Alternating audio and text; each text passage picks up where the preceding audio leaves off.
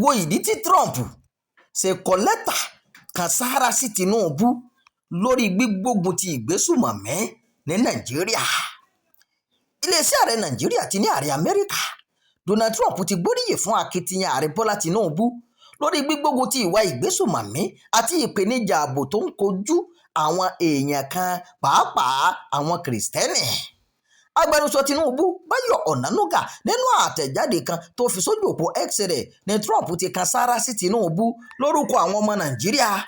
Ọ̀nànúgà tó ṣàgbéjáde lẹ́tà tí Trump kọ sí Tinubu náà lọ́jọ́ 6 oṣù keje ṣàfihàn pé lẹ́tà náà jẹ́ ìdáhùn sí lẹ́tà tí Tinubu ti kọ́kọ́ kọ ránṣẹ́ sí Trump, àmọ́ Ọ̀nànúgà kò fi lẹ́tà tí ààrẹ Nàìjíríà kọ́kọ́ kọ náà léde.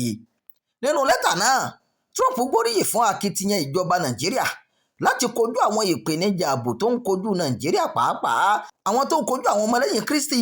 Ìgbésẹ̀ yìí ló ń jẹ́ àyípadà sí bí Trump ṣe ń bu ẹnu àtẹ́ lu ìjọba Nàìjíríà lórí ọ̀nà tí wọ́n ń gbà láti kojú àwọn ìkọlù tó ń wáyé pàápàá sáwọn ọmọlẹ́yìn Kristi ní ọdún tó kọjá.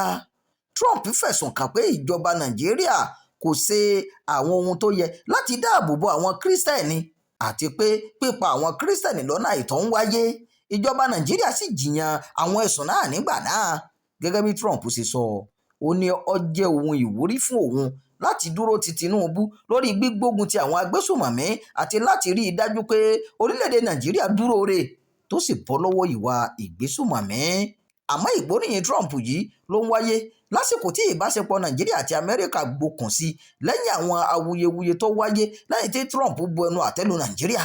Ní oṣù kọkànlá ọdún tó kọjá, Nàìjíríà àti Amẹ́ríkà fẹnukò láti ṣe ìdásílẹ̀ ìgbìmọ̀ tí wọ́n jọ máa ṣiṣẹ́ papọ̀, èyí tí àwọn olùbádámọ̀ràn ààrẹ orílẹ̀-èdè méjèèjì darí rẹ̀ lójú náà ti mú ìgbéga bá akitiyan gbígbógun ti ìwà ìgbésùmọ̀mí.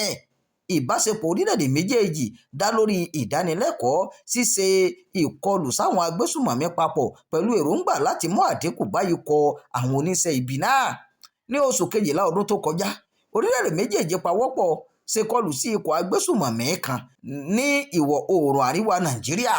Bákan náà ni wọ́n tún jọ ṣe ìkọlù sáwọn ikọ̀ agbésùmọ̀mí ẹkùn Lake Chad níbi tí wọ́n ti ṣekú pa ògbóǹtarìgì agbésùmọ̀mí Abubakar Al-Minouki, ẹni tí orílẹ̀-èdè méjèèjì júwe bí ọ̀kan lára olórí ikọ̀ àwọn agbésùmọ̀mí náà. Bẹ́ẹ̀ náà ni wọ́n ní ọ̀pọ̀ àwọn akẹgbẹ́ wọn ló bá ìṣẹ̀lẹ̀ náà lọ. Ní ọ̀sẹ̀ tó kọjá, igbákejì akọ̀wé ìjọba Amẹ́ríkà fún Áfíríkà Frank Garcia ṣe àbẹ̀wò sí Àbújá níbi tó ti ṣèpàdé pẹ̀lú àwọn aláṣẹ ìjọba Nàìjíríà tó sì jẹ́jẹ́ ìbáṣepọ̀ tó dán mọ́rán láàrin orílẹ̀-èdè méjèèjì lórí ọ̀rọ̀ ààbò àtàwọn ìbáṣepọ̀ mẹ́ẹ̀. Ìròyìn fún ti àkókò yìí kò ní jù báyìí lọ. Ẹ má gbàgbé láti máa darapọ̀ mọ́ ìkànnì yìí, ẹ máa pẹ̀ka, ẹ máa fèròǹgbà ẹ sábàlá àríwísí. Ẹ ṣeun bí ẹ ti ṣe ń darapọ̀ mọ́ wa.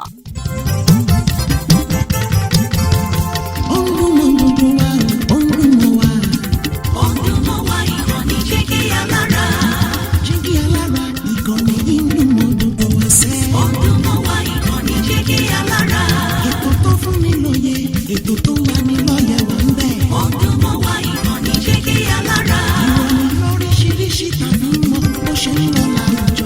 Ọdún mọ́ wá ìkànnì Jígí Alára. Ìkànnì Jígí Alára.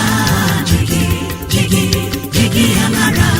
Jígí Alára. Jígí Alára. Ìkànnì Jígí Alára 16 bàbá gbogbo.